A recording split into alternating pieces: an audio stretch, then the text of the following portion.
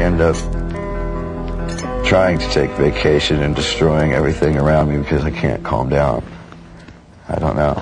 I'm a wreck when we're off the road. I don't know what to do with myself. Like you hear about like Joe Walsh destroying hotel rooms or whatever. I just destroy my apartment and then rebuild it. Yeah. It's not necessarily fun, but it happens. But you find yourself in a situation where, like, you know, we were all pretty much troublesome kids. And now, a lot of the things that you used to do as a kid for fun that you might have got away with, you're not going to get away with now. And also, they might be stupid things. So, I don't know, it just escalates into a point where, you know, it's like throwing a TV out of a window is boring. Let's see if we can drive a car off the roof, you know. Put a brick on the pedal.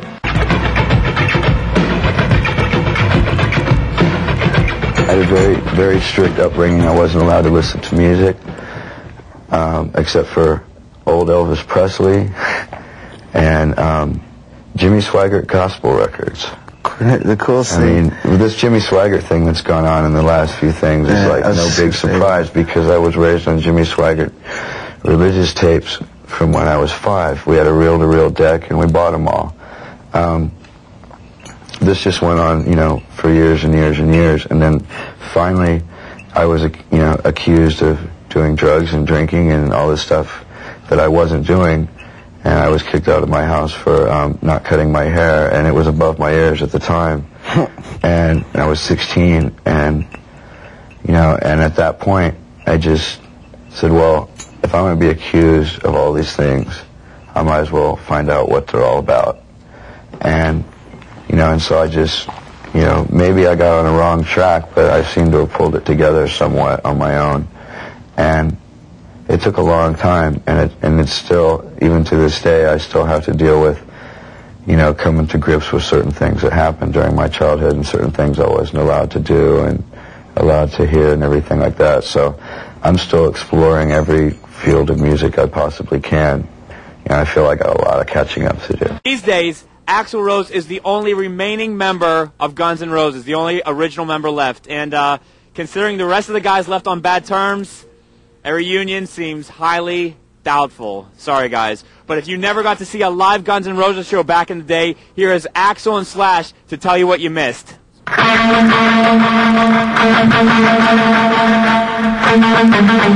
Live playing is 50% of what we are about as far as a band, maybe even more than that. I mean, you record, I'm one of those people that enjoys recording.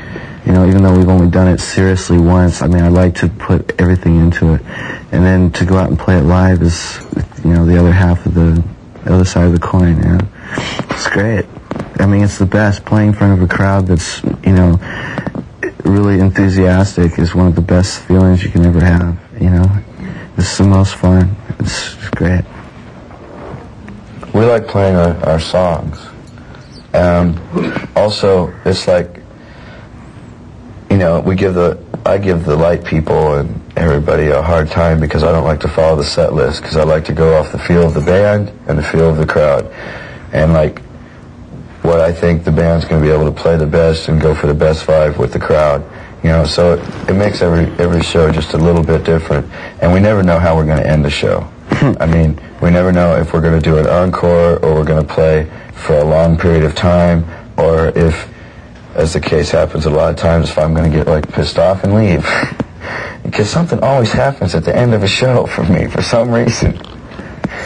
I don't know why. It's like the last song, something happens. You can see on the live MTV thing, it's like, you know, everything was pro except this monitor man that didn't have a clue of what was going on. And the crowd's hearing the show, everything's great.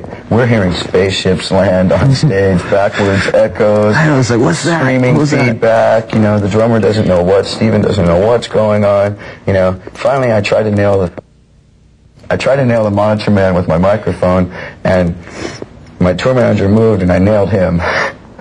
So, but you can, you know, that was messy. Yeah. But it leaves for some excitement. People never know what's going to happen, you know, and they never know if I don't come back, it's like, Axl OD'd. or what happened.